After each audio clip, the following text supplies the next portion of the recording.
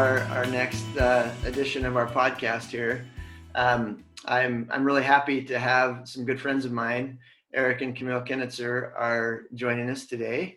And I've known the two of them for several years and are really wonderful people and really, I think, understand the concept of the window of tolerance that we're going to talk about today as we continue to explore neurology and how to have our brains working well.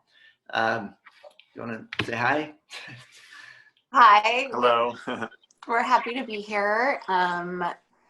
You have helped us so much with figuring out what the window of tolerance is and how we can recognize it in ourselves. And so, yeah, we're happy to talk about it more. Yeah, and definitely the tools that you can use to kind of like help get yourself back to a healthy state once you're kind of recognizing that you're in, outside of your window of tolerance and you need help. So yeah, Denim's great. It's a super important concept. So for those of you that aren't familiar with what the window of tolerance is, it's just a term that we use to kind of describe when we're in a healthy place in our brains. There's a range of functioning, the window of tolerance, and as long as we are in that range, then our frontal lobes are the part of our brain that is active and running the show. And for some people, that window can be pretty narrow, and for other people, it can be pretty broad. It can take a lot to get some people out of their windows of tolerance, and for others of us, it can be a pretty narrow window and not take much to get out of.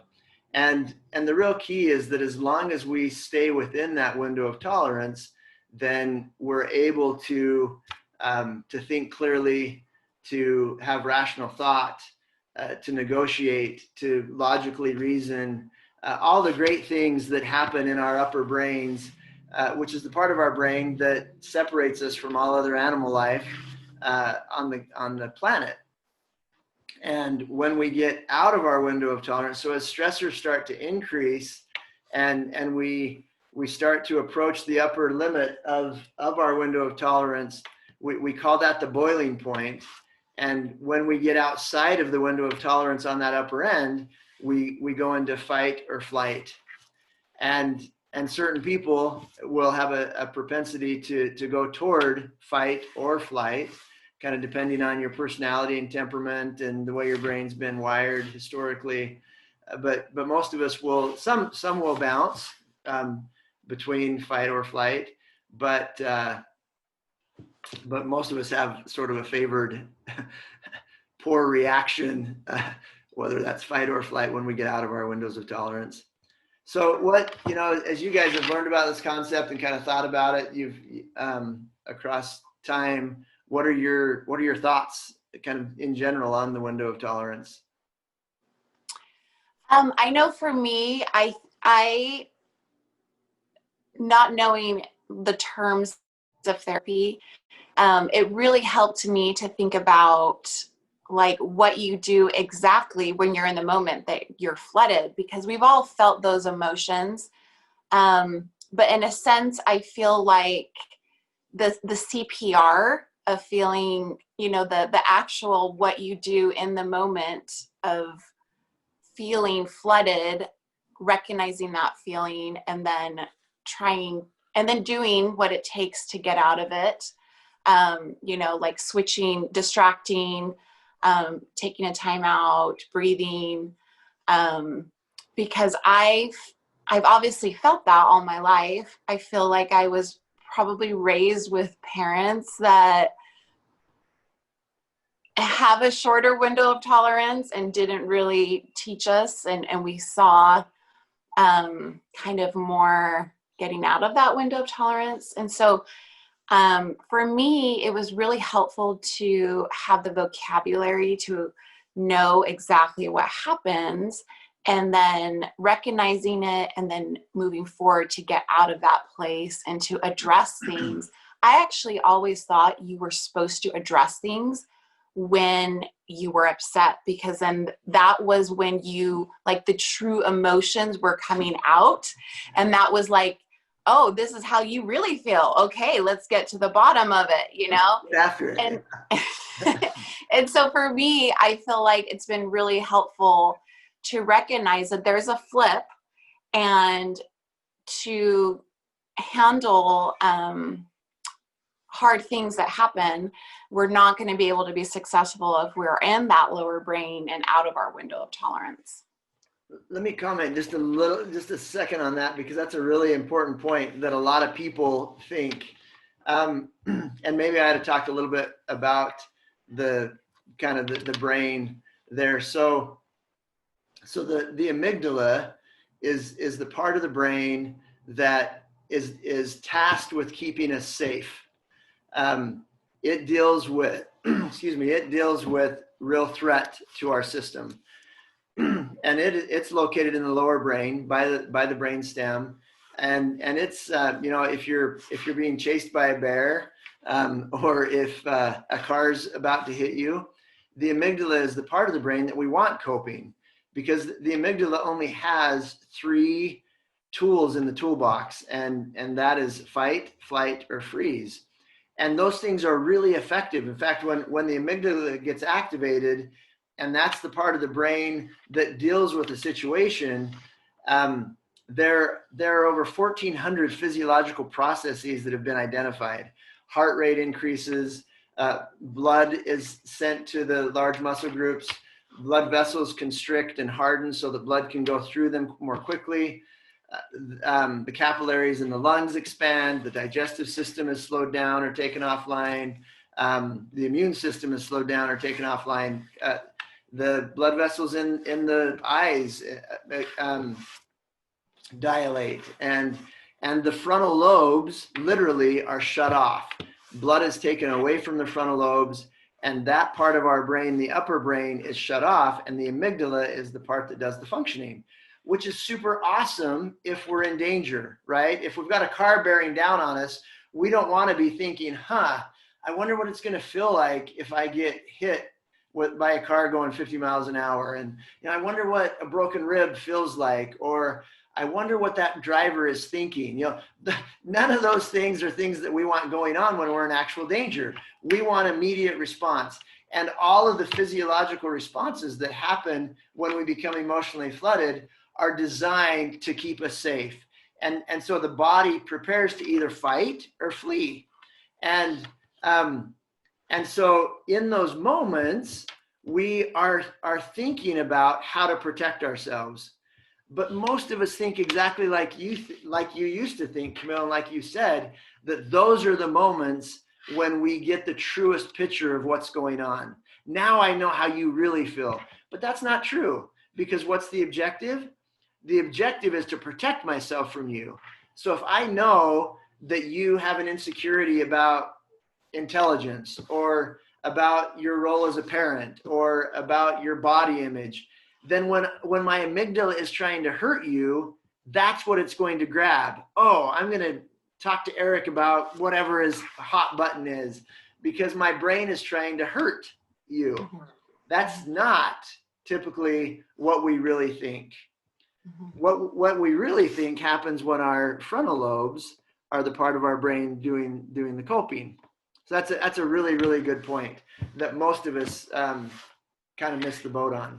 So good point. And then I guess, from my perspective, it's really helped to, I think, again, identify, what's actually happening in terms of, I guess science, like to your point with what's, going on in the brain, but then also recognize, our part in, that interaction with other people. Yeah. When I'm in that position of being outside of my window of tolerance, I'm not really pleasant to be around, and vice versa.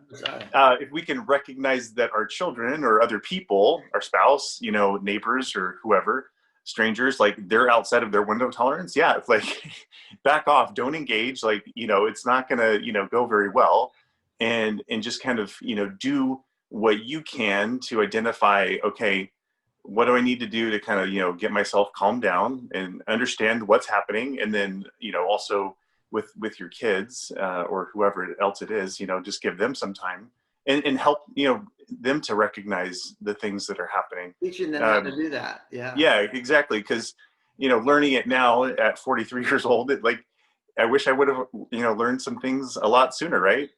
It would have been, really helpful. And then I think just practicing it, like being intentional about the ways that you're handling it. I mean, you have to take care of yourself to kind of grow that window of tolerance, exercise, the things that are going to help you have a greater tolerance for it. But then also recognize when things are really bad, just, okay, I need some time. Like I'm starting to close down. I have my window of tolerance that's starting to shut. I like what you say, Denim, sometimes you're sucking mud. Yeah. And sometimes, I can't pull from my spouse. I can't pull from other people. I have to do something internally, to kind of get back to a level playing ground. Yeah, and you both have kind of alluded to something really important.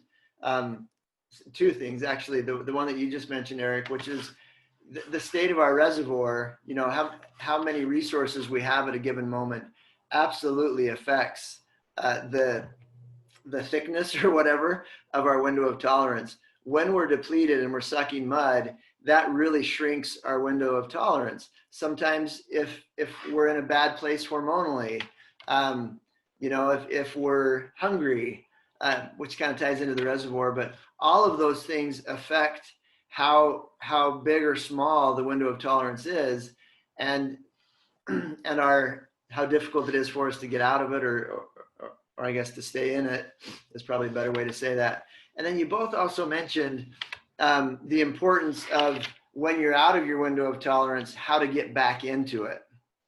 And let's talk about that for just a second. So when you recognize, and how do you know when you're out of your window of tolerance? Thoughts on that?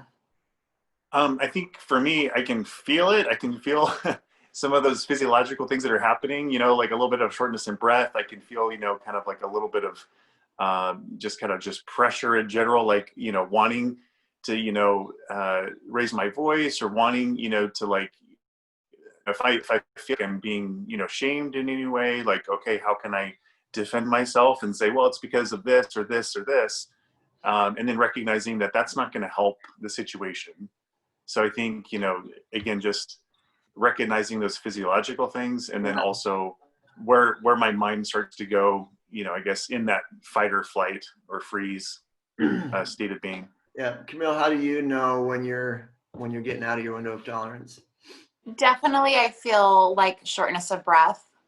And I just feel like this, I would say shortness of breath, adrenaline, like an adrenaline rise up a little bit. And I remember I read somewhere in something about the difference between being reactive versus being responsive. And I realized that's what it is. It's okay to take time to breathe and respond when you're out of that window of tolerance, versus being reactive is just what happens when you feel that adrenaline and you want to just, you're not even thinking about it and you react. Yeah, that's a really good point. So two things there. First is it's typically a message from our bodies that lets us know that we're out of our window of tolerance. It's shortness of breath, it's a racing heart, a lump in your throat, your face might flush, but it's typically a message from your body up to your brain saying, hey, there's danger here, or perceived danger. That's typically how we can tell when we start approaching that upper limit of our window of tolerance. And when we do that, it's super important to step back and say, okay, what is our goal here? Is my goal to be right? Is my goal to win? Or is my goal to have healthy communication?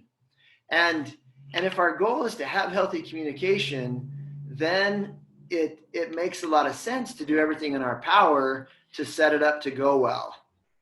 And to recognize that the amygdala literally does not have the ability to resolve things effectively. No matter how many skills you have, no matter how much education you have, no matter how intelligent you are, no matter how badly you want to, the amygdala literally does not have the capacity to do what our frontal lobes do. And so when the amygdala has the reins, we have to get back into that window of tolerance and we have to get our frontal lobes back online. And so what you have to do is you have to disengage from whatever the stimulus is. If you're in the middle of something, you have to disengage, remove yourself from the stimulus, and then change the channel in your brain. You got to go in the other room or go outside or do something to disengage. And then there are several things that are effective tools to be able to change the channel. You know, you can square breathe or do other breathing techniques. You can listen to music. You can call somebody up on the phone and talk about something totally unrelated. You can do exercise. You might watch a podcast. You might put on a book on tape. You might pray or sing. You know, you can try to do all kinds of things. I think the real key from my perspective is learning what works for you to be able to get back in your window of tolerance. What you want to make sure you don't do is disengage and then continue to play the reel of whatever's going on. I can't believe that he did this, and I can't believe that I can't believe she's thinking this. And I mean, if we continue to play that reel, then the amygdala is going to continue to try to grab the reins, if that makes sense. So what things have you found most effective in changing the channel and getting back into your window of tolerance?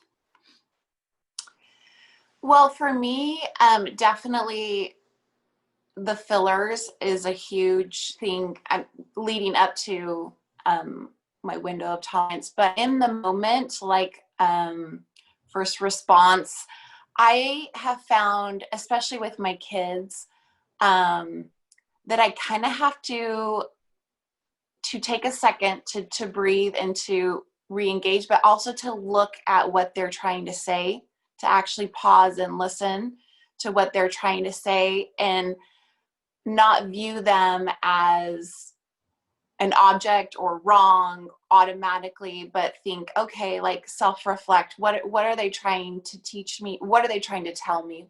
You know, because most of the times they're out of their window of tolerance if we're upset at each other. And so getting them to relax and then being able to see things from their perspective. And then as far as my spouse, probably out of my window of tolerance, for me, exercise really helps to just get outside, talking to friends or family members, or even like laughing at memes, like watching something that makes me laugh. And then when I readdress it, it just doesn't seem as horrible. You know, like I tend to horribilize it when we're in the moment. But when you come back to it, you think, okay, this is workable. We can get through this. Your upper brain has lots of skills. Your upper brain has a very different perspective than your lower brain, right?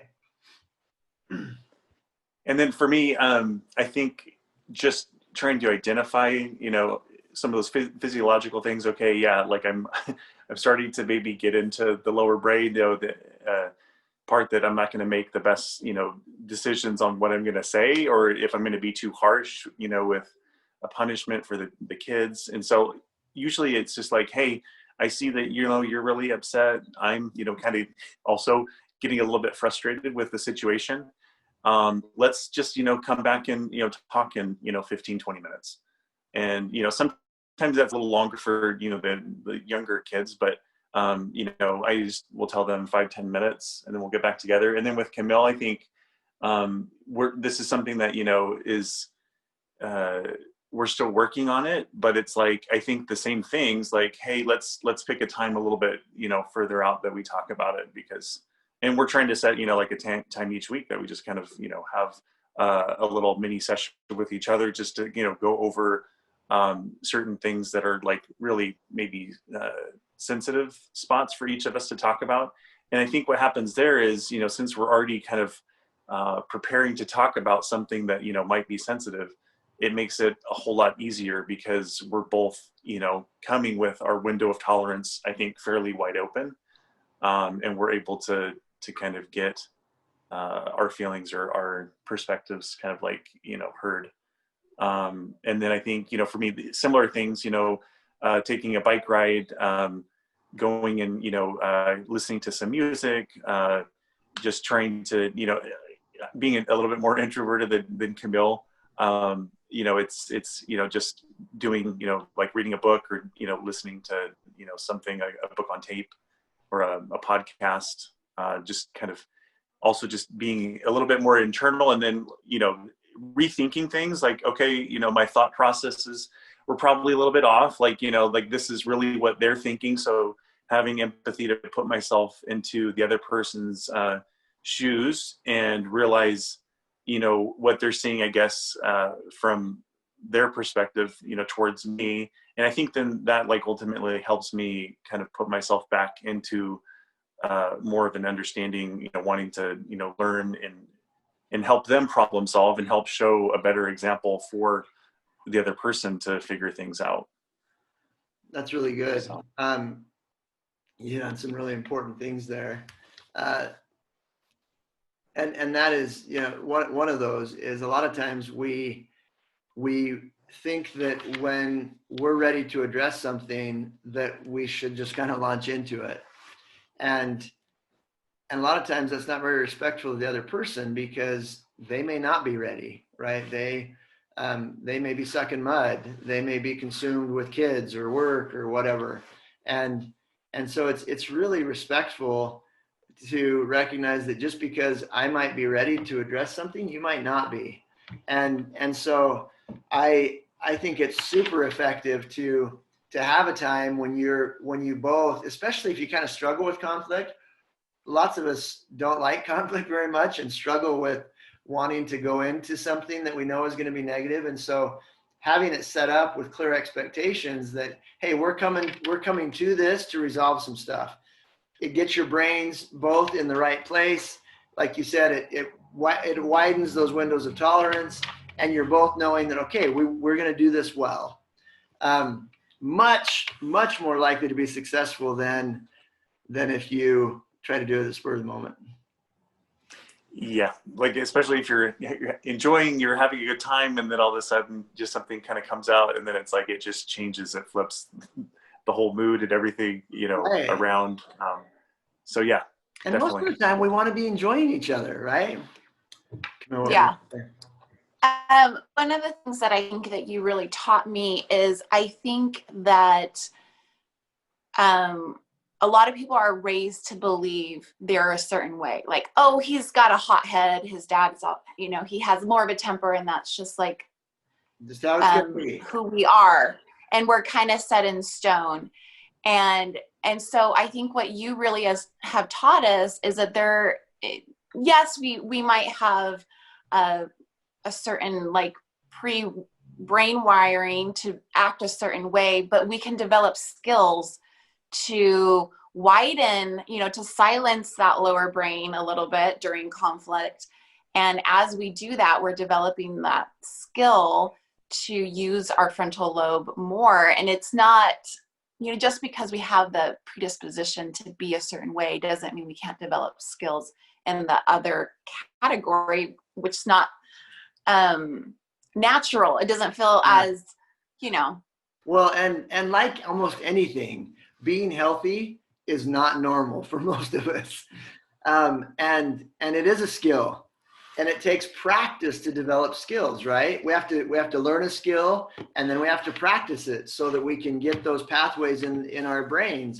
And we don't tend to have a lot of compassion on ourselves when in this area. For some reason, we think we're just supposed to be really good at this stuff. We're supposed to be really good at doing marriage and resolving conflict and communicating. And I'm not sure why we have that expectation, because I don't expect myself to be really good at accounting, or, I don't expect myself to be really good at like doing surgery.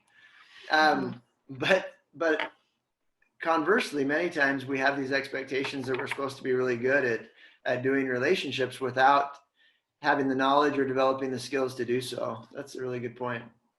Yeah, you also both hit it.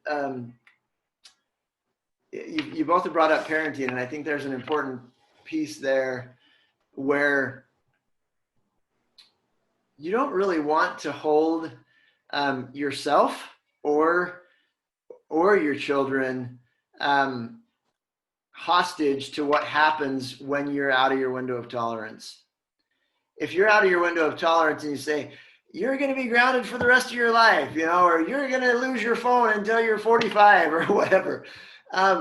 If you can recognize that's your amygdala trying to cope with the situation. And our amygdalas do a pretty good job for their skill set, but they don't do a very good job for healthy conflict resolution. And so when you are out of your window of tolerance and you communicate poorly, or you fly off the handle, or you do those things, I think it's really important to be willing to humbly circle back around and take responsibility for those mistakes and to make it right. And a lot of times parents feel like, well, I'm going to lose integrity with my kids and they're not going to believe me if I undo what I said. And that's not accurate. The fact is that we really model a lot of really healthy things when we're willing to go back and apologize and to communicate that I didn't handle that very well. I got out of my window of tolerance. Back to the vocabulary and having the vernacular, I think it's so helpful to incorporate those kinds of things into your family culture. And it's super awesome to be able to go back and to say, you know what, I'm sorry. I lost my cool and I was out of my window of tolerance and I shouldn't have talked to you like that. Or you know what, the consequence that I had was me trying to fight, trying to punish you, not trying to handle the situation in the best way. Let's readjust it. There still needs to be a consequence, but let's talk about a more healthy consequence for this offense. Does that make sense? Well, and that is absolutely, and that's huge. I think both of us were raised where that was viewed as weakness. Like, you don't want to show to your child that you are wrong, because that automatically means that they're right. But you've taught us that that's not the case. You can make a mistake and they can still be held accountable for what they did wrong as well. So I definitely think that we have older sons, as you know, young adults. And one of the things that I feel like has really helped is that I don't have to make a decision right then. I can wait and think about it and pray about it or assess the situation and then come back and talk to them about it without handle it with your frontal lobe. Yeah, without having to do something right then. And that pertains to a consequence too, like if I'm taking away their car or something else, like just taking that time to think about it and not coming at them right away. But and I think they also react differently when they see that you are in your window of tolerance. It's funny because our two older boys have said, when you bring us into your bedroom, you guys always act different. Like, you guys are calm and things go good. Yeah. And so it's like we're inviting them into like our sanctuary essentially, and everybody's calm. And for some reason, when we have talks here, it tends to go different. Everybody's brain kind of clicks that we're trying to make things better versus being in that window of tolerance. Of course, that's not 100%, but for the most part, they notice that it's different when we invite them to come into our happy place, our bedroom. Funny. Yeah, that's a good point. I think it's also really beneficial for them, if we don't give a consequence right away, because, they're kind of usually super defensive and like they're wanting, some type of ammunition to kind of come back at us and say that we're unfair or whatever. So I think giving them the time to kind of like think about, especially if it is something that they typically know that they did was wrong. Sometimes, they kind of argue that, but I think that time gives them a chance to really kind of have that sink in. And then also, maybe it's also at the same time, a little bit of, some fear or, understanding that, the parent, we do care. We're not going to give a consequence right away. We're going to like think about it. We want to make it fair. We want to make it reasonable. And another thing is, to ask them, and, maybe that doesn't work as well with our older kids, but maybe the younger kids, ask them what, a consequence might be. Yes. And work with them on their timeout, like if they need to be in timeout. I think you had mentioned that what you do with your little guys, let them come out when they feel ready, when they feel calm. And I think that gives them the ability to kind of do some problem solving and, recognize, when they're ready to come out. And yeah, like you said, to your point, because I challenged you on that. Well, they're going to be like, okay, I'm done. Like, I was in here for 10 seconds. I'm done. I'm ready to come out. And then they go, and whack their brother or take something from their brother. And then, okay, well, you got to go back in timeout. So I think all those things are really helpful, just to kind of, give them the opportunity to feel and to process and then to problem solve. Yeah, I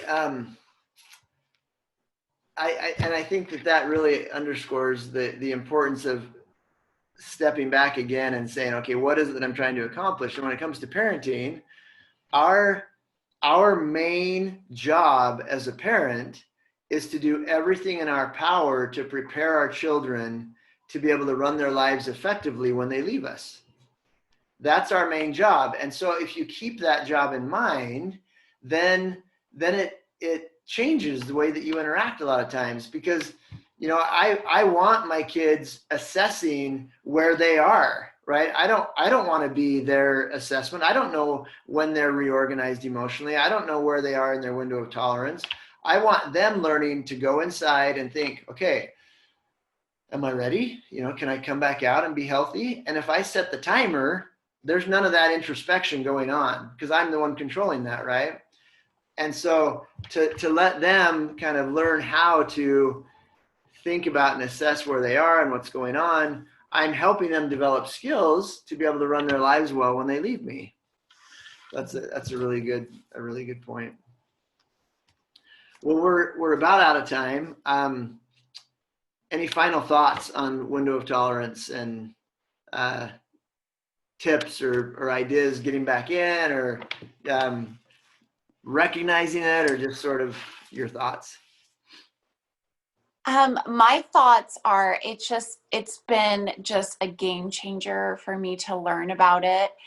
And I mean, it's just so simple, but when you're on the side where you're not a therapist, right, and you don't have that knowledge to be able to learn exactly what happens, and then skills, ways out of it and ways to improve, has just been life-changing. I mean, I remember probably 5 years ago, when we were kind of in the middle of some really hard parental and marital things, I remember thinking about the apology thing with kids, not apologizing, how that was viewed as a weakness. And then I just had the thought, like, I don't want my 5 boys to grow up to be men that think they don't have to apologize to people, right, and that they're never wrong. And I realized that modeling the behavior was more important than telling them that they were wrong or telling them that I was right, or whatever it is. And so for me to learn the skills through your class, I also just feel like every person needs to learn those skills. And I just feel like it's been life-changing to put words into being able to have actions to process through those really hard things. So thank you. Thank you. That's really nice. Appreciate it. And then I guess, yeah, from my perspective, I think it's definitely one of the most important things that you can do to improve in your relationships, and also in creating, attachment moments. If you're able to handle those moments that are, like your worst, then you can, help reinforce those things that are the best, and looking for those fillers and those attachment moments with your spouse, with your children, with other family, parents.